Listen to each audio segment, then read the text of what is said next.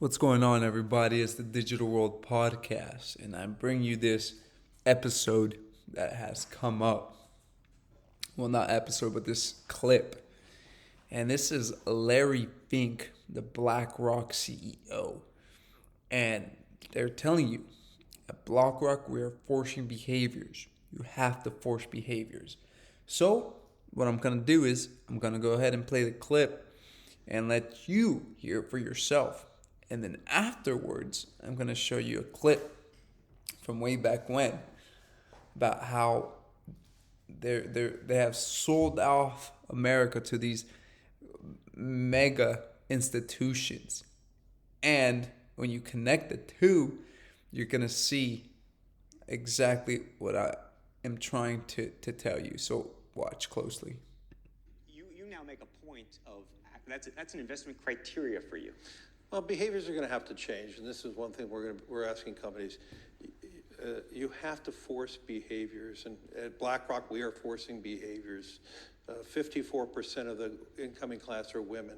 We added 4 more points in terms of diverse employment this year, and what we are doing internally is if you don't achieve these levels of impact, your compensation could be impacted. Okay, we're doing the same thing. And so it's just you have to force behaviors, and if you don't force, So if you don't change or you don't force these behaviors, your compensation could be impacted.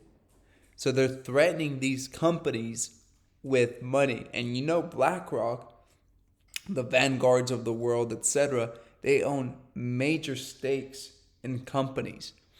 And so, if they don't act, excuse me, according to what these major stakeholders want, okay, no worries, we're just going to tank your stock. So they're threatening them, and they're threatening them with Fugazi money, and in turn, they're acting and doing physical actions based on an imaginary, how do you say it? They're it's changing their behaviors, their physical actions, just because of a intangible good or thing that is controlling them. And that's scary when you really think about that. That's a very, very solemn and scary thought. behaviors, whether it's gender or race or just any way you want to say the composition of your team, you're going to be impacted. And that's not recruiting, it is development, as Ken said. And ultimately, it's still going to take time, but I am just as much shocked as Ken is that we have not seen more opportunities. And we're going to have to force change. They're going to have to force change. And so, now with that, this is in 1974. Robert Welch, founder of the society, gave a speech of warning of the globalist plan to destroy America, which has since proven to be accurate. And listen to his words and try to connect the dots between what you just heard and what you're going to hear now. A part of that plan, of course, is to induce the gradual surrender of American sovereignty, piece by piece and step by step, to various international organizations, of which the United Nations is the outstanding but far from the only example. Now, here are the aims for the United States. 1, greatly expanded government spending for every conceivable means of getting rid of ever larger sums of American money as wastefully as possible. 2, higher and then much higher taxes. 3, an increasingly unbalanced budget despite the higher taxes. 4, wild inflation of our currency. 5, government controls of prices, wages, and materials, supposedly to combat inflation. 6, greatly increased socialistic controls over every operation of our economy and every activity of our daily lives. This is to be accompanied naturally and automatically by a correspondingly huge increase in the size of our bureaucracy and in both the cost and reach of our domestic government. 7, far more centralization of power in Washington and the practical elimination of our state lines. There is a many-faceted drive at work to have our state lines eventually mean no more within the nation than our county lines do now within the states.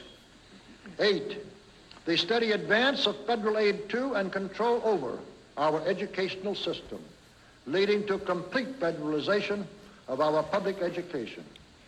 9, a constant hammering into the American consciousness of the horror of modern warfare, the beauties and the absolute necessity of peace, peace always on communist terms, of course. And 10, the consequent willingness of the American people to allow the steps of appeasement by our government which amount to a piecemeal surrender of the rest of the free world and of the United States itself.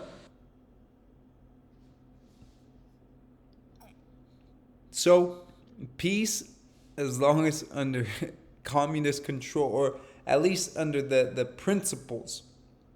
So, I think when you see and connect the dots, as you know, America has been sold out to these mega institutions, you can see the changes happening drastically right now. You see them taking place in the last couple of years. And so, how do you combat that? Well, that's by preparation, one day at a time. Well, we've talked about, hey, something happens if you can have your property, right, which is your shelter, water, and food. Those are essential. So it takes one day at a time.